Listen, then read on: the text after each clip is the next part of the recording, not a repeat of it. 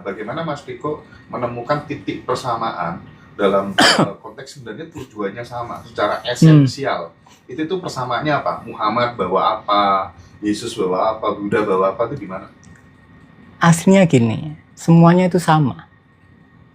Yang perlu kita tahu adalah apa yang dilakukan oleh seorang nabi sebelum agamanya lahir. Bukan setelahnya, tapi sebelumnya. Itu yang sebaiknya kalian lakukan. Contoh, Muhammad ngapain? Ke Gua Hiro kan? Gua Hiro gelap enggak? Gelap. Nah itu yang perlu kalian lakukan. Berarti kalian perlu gelap-gelapan, menyadari ketakutan kalian, marahnya selesai, lenyap. Nah yang dilakukan Buddha apa? Buddha kan muter-muter belajar selama 12 tahun ke guru A, guru B, guru C, akhirnya menyerah. Dia duduk di bawah pohon Bodhi, membiarkan semua emosinya, membiarkan semua ketakutannya, kontrolnya dibiarkan, berserahkan. Tepat di bulan purnama.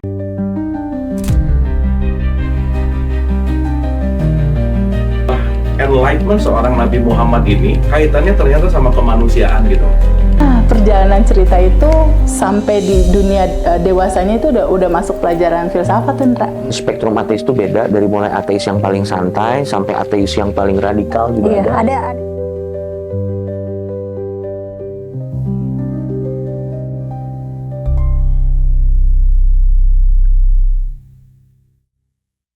Nah, kalau misalnya dilihat dari perspektif Buddhis yang memang benar-benar murni, Mas, ketika kemudian ada seorang kakek usia 72 tahun, dia pelaku kejawen, terus kemudian dia meninggal sore hari ini meninggal, terus 3 hari kemudian, Mas, cucunya yang usia 7 tahun tuh tiba-tiba dia bercerita, aku dulu begini, dan itu adalah pengalaman kakeknya yang sudah meninggal, persis. Dan kejadian seperti itu bukan 1-2, banyak di kampung-kampung banyak terjadi gitu. Belum lagi kemudian kalau orang itu kan biasanya misalnya ini pelaku kejawen lagi nih, tangannya itu ada tohnya gitu, Mas, tanda hitam gitu. Nah ketika cucunya lahir persis, lokasinya persis sama gitu. Nah itu kalau dilihat dari perspektif Buddhis yang benar-benar murni gimana, Mas? Jadi itu biasa disebut fenomena memory bursting. Nah ketika kalian mati, pikirannya kan fenomenanya tetap ada kan. Itu akhirnya meledak, memencar, mungkin beberapa tersesat ke anak baru. Dan itu sebuah fenomena yang wajar dan nggak harus digembor-gemborkan. Karena itu cuma berupa ingatan, bukan pengalaman real. Nah, kalau misalnya bagi teman-teman yang percaya pada jiwa, kan ada yang namanya kurikulum jiwa, gitu, sehingga orang berlomba-lomba untuk mencari kurikulum jiwaku itu apa. Toh kemudian aku lahirnya nggak mungkin murni karena kehendak Tuhan, atau kemudian pikiran gitu. Jangan-jangan ada sesuatu yang disebut jiwa ini yang menghendaki lahir untuk kemudian dia memilih berbagai macam fakultas kehidupan. Ada fakultas cinta lah, penderitaan lah, rezeki lah, segala macam. Bagaimana pandangan Mas Diko tentang konsep ini? Nah itu kan aslinya sesuatu yang sederhana, itu jadi rumit, ya kan? Jadi itu kayak misalnya kalimat kenali dirimu, ya sama kan, berarti kan kenali jiwamu kan. Yang mana jiwamu ini? Nah ketika kita mencari jiwa yang mana, kan kita asumsinya berarti di dalam tubuh kan. Kemudian muncul pertanyaan, ini yang nyari siapa, yang dicari yang mana? Yang penting yang mana? Yang penting yang dicari atau yang mencari? Yang selalu ada itu yang mencari atau yang dicari? Yang dicari itu pasti hilang-hilangan, kadang muncul, kadang enggak. Ketika kalian meditasi, cahayanya muncul, kemudian hilang. Kalian meditasi lagi, enggak muncul, besoknya meditasi lagi, muncul 5 menit. Berarti kan yang hilang-hilangan itu adalah temporary, sementara. Anggapannya adalah fenomena, sedangkan nomenanya adalah ruang di mana fenomena cahaya itu muncul dan tenggelam. Berarti yang asli adalah yang tidak muncul dan tidak tenggelam. Jadi diri sejati kalian masing-masing itu tersembunyi di balik pencarian. Di balik pencarian. Ketika kalian berhenti mencari ya ketemu. Tapi masalahnya kalau kalian nggak pernah mencari ya bingung kalian. Berhentinya bingung, gimana? Nah itu paradoksnya itu. Jadi memang terkadang kita perlu mengalami fenomena mencari. Bukan terkadang sih, tapi pasti. Perlu ke Kanjeng Dimas Taat Itu wajar lah. Oke, Mas Riko, saya lanjut. Kalau yang terkait bahasan yang awal tadi itu kan tentang visual ya, tentang sosok yang nampak muncul itu. Apakah nanti itu kasusnya sama ketika kita mendapatkan maksud, suara lewat audio tentunya? Itu kan memang agak sulit untuk mencermati antara visual dengan audio. Kita menyadari itu kan agak sulit. Nah, gimana caranya supaya kita bisa istilahnya apa ya, tahu gitu loh, real dengan kesadaran penuh. Ini nggak belok. Gimana Mas? Oke, sekarang gini, kesalahan kita adalah memisahkan antara suara dengan penglihatan. Nah sekarang tak tanya, visual sama suara itu sama-sama sensasi enggak? Sama. Munculnya di ruang yang sama enggak? Di ruang yang sama enggak? Iya. Saya perlu cari itu. Saya perlu mastiin ini suara sama visual pikiran ini muncul di ruang yang sama enggak? Iya. Ketika sampean nyari, benar-benar sampean nyari, sadar, oh di ruang yang sama, pertanyaan itu nggak akan muncul. Karena sama. Yang satu sensasinya gambar, satunya suara. Tapi tetap sensasi objek. Kalau suara ya berarti mekanismenya didengar. Kalau visual dilihat. Itu adalah kualitas dari ruang yang sama. Tapi kesalahan kita bisa memisahkan ruangnya. Oke. Jelas. Contoh itu sudah Mas Riko. Kita kembali lagi ke tema awal yang klinik tadi Mas ya. Kita kan tahu juga kalau orang Jawa itu memang ya itu tadi suka dengan hal yang begitu. Seperti ini masalah apa namanya itu? Larungan itu juga. Larungan, terus kadang ziarah kubur, mendatangi situs-situs tertentu yang katanya membawa berkah. Itu memang dari ajaran Jawa. Itu apakah memang ada ajaran seperti itu atau itu suatu metode cara leluhur untuk memberikan suatu ilmu kepada anak cucunya tapi dengan metode-metode seperti itu? Ya semuanya metode. Semuanya adalah metode agar kehidupan berjalan lebih baik kan gitu kan. Niatnya pasti gitu. Tapi ketika suatu metode akhirnya tidak diketahui asal mulanya, mekanismenya gimana, akhirnya menjadi suatu kepercayaan buta.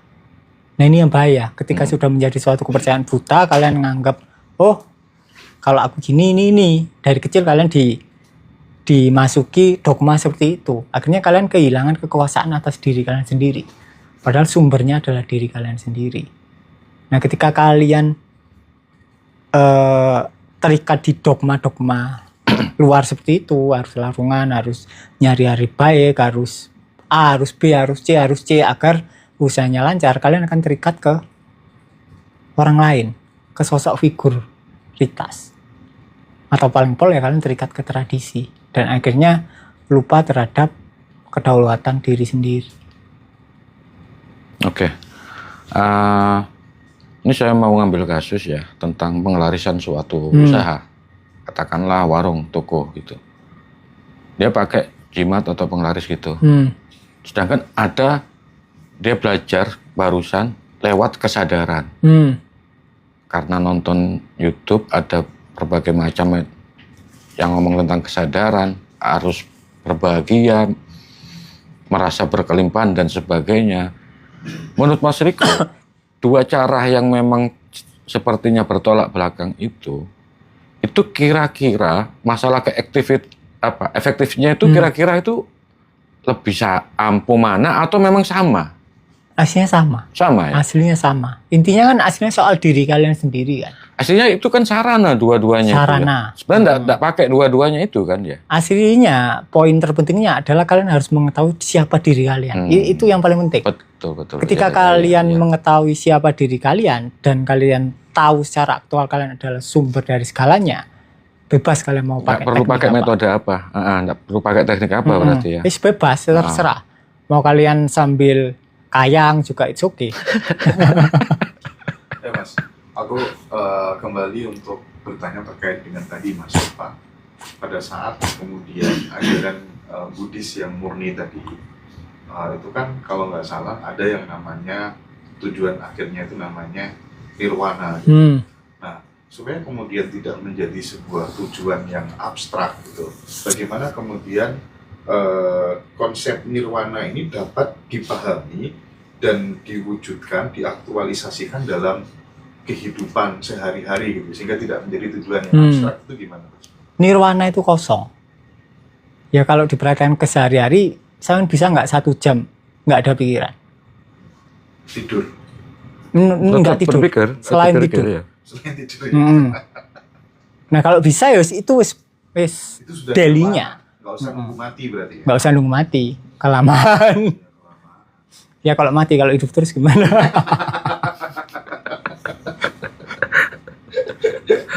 Oke. Nah kalau misalnya aku kan baca ya beberapa bukunya Mas Riko itu tentang sebenarnya yang tertinggi itu adalah ketiadaan diri, atau disebut kalau nggak salah anatta atau apa ya? Anatta. Anatta itu ajaran tentang tidak ada diri yang kekal gitu. Nah berarti kan sebenarnya individu itu tidak memiliki tanggung jawab moral atas tindakan mereka, atau gimana? Semuanya memang gitu, tidak ada tanggung jawab moral.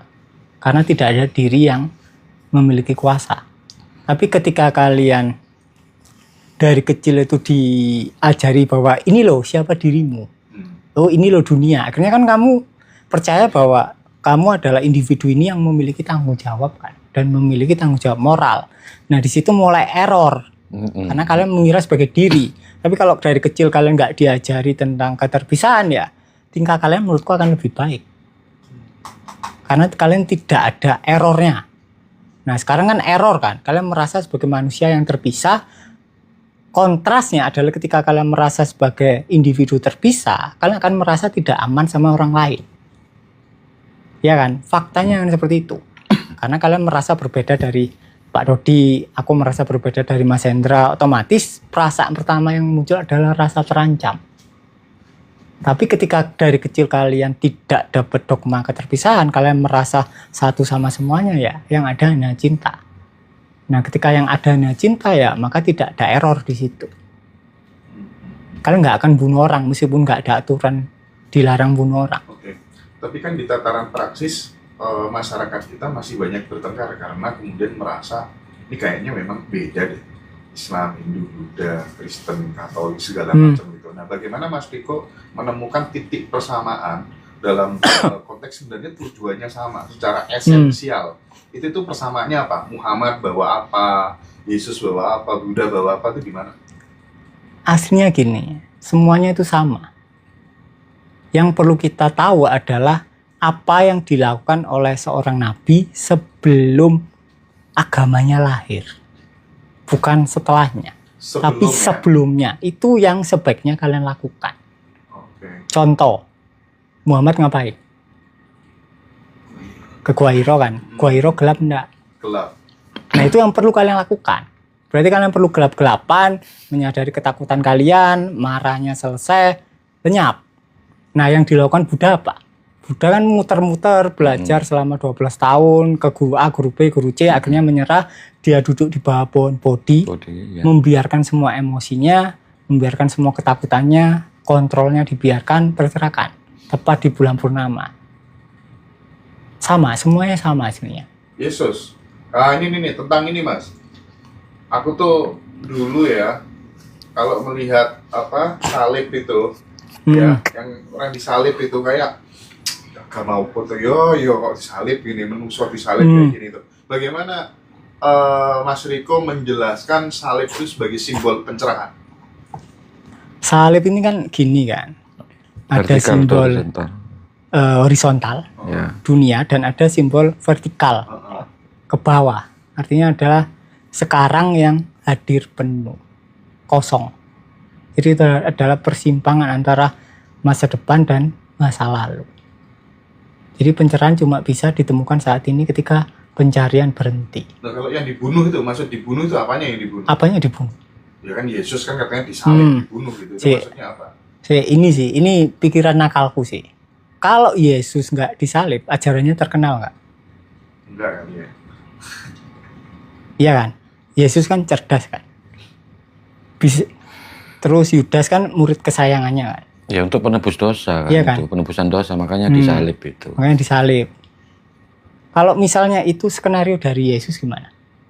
Kenapa sebagai seorang nabi dia kemudian pengen banget gitu, padahal dia sudah orang tercerahkan, kenapa kemudian ingin ajarannya dikenal banyak orang? Apa nggak paradoks? Belum tentu paradoks. Bisa jadi itu adalah ekspresi dari kekosongan. Muncullah ekspresi itu, nggak ada masalah. Oh gitu. Tapi pemaknaan dari disalib adalah pengorbanan diri. Jadi kita perlu mengorbankan diri kita yang individu agar mengalami kekosongan yang nyata. Sama, aslinya ajarannya sama, mirip-mirip lah. Cuma ketika turun di masyarakat, dibeda-bedain. Nah, secara realitas memang kalau di tataran di masyarakat ya tersekat-sekat, sudah ada kamar-kamar tertentu, beda kamar, beda ruangan. Beda ruang, padahal satu hotel. Tapi Padahal satu hotel. soal karma gimana, Mas? Kalau di ajaran Buddhis yang murni, Nah, ada nggak? nah kan tak tanya, lah orangnya nggak ada karmanya kemana? Iya. Itu kan. Jadi ketika kita hadir sebagai diri individu ya ada karma. Karma disebut dengan konsekuensi. Konsekuensi logis dari tindakan. Kalau kalian napuk orang ya kalian harus siap ditapuk balik. Kalau kalian nebang pohon ya kalian harus siap dengan banjir. Kan gitu kan. Itu konsekuensi. Jadi karma itu adalah buah dari tindakan kalian apa. Kalau kalian baik ke orang ya orang akan baik ke kalian. Itu bisa dilogika lah. Kalau kalian nyolong ya dicolong balik. Kausalitas lah ya. Lanjut pertanyaan.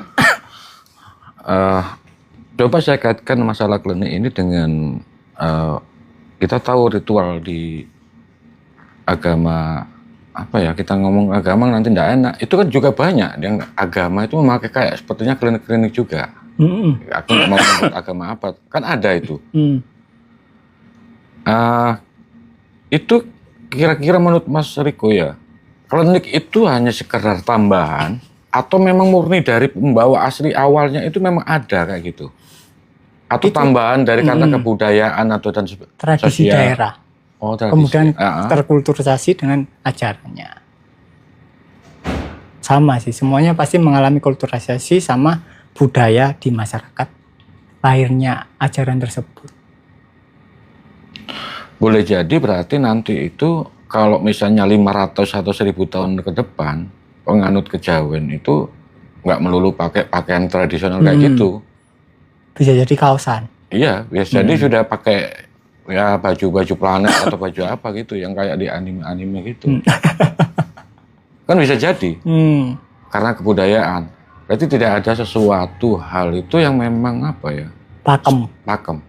Semuanya dinamis terus. Semuanya dinamis. Ya kalau kita nggak ngikuti dinamis ya mati. Betul. Oke, sebelum Pak Dodi lanjutin. Lanjutin. Abis ini Pak Dodi lagi. Aku pengen ada satu ini. Ini menarik Mas, perlu ditanggapin. Sampean dirasani karo Prabu Motor.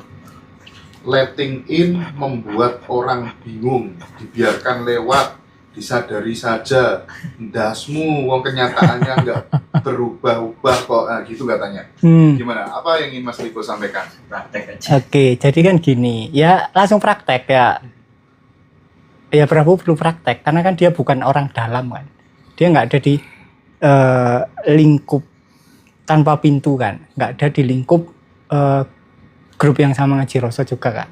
Artinya kan dia cuma membangun asumsi kan. Mungkin dari beberapa komen atau 1-2 komen, akhirnya dia membangun asumsi A, B, C, akhirnya viral ya. Intinya ya dari konflik. Ya disadari aja. Jadi ya intinya sesuatu yang dari konflik ya hasilnya pasti nggak bagus. Jadi itu. Jadi intinya ya iya nggak jelas intinya ya. Iya. Ya, it's okay lah. Di luar hubunganku sama Prabu ya baik-baik saja. Jadi kita kenal dari 2016, dia masuk ke grupku waktu itu sama Om Joko sama Braning. belajar di situ, kemudian terakhir beli course berjiwa waktu awal ya. Iya. Ya intinya ya dia belajar. Nah, urusan setelahnya ya nggak tahu, tapi ya terakhir WA ya masih baik-baik saja dia. Katanya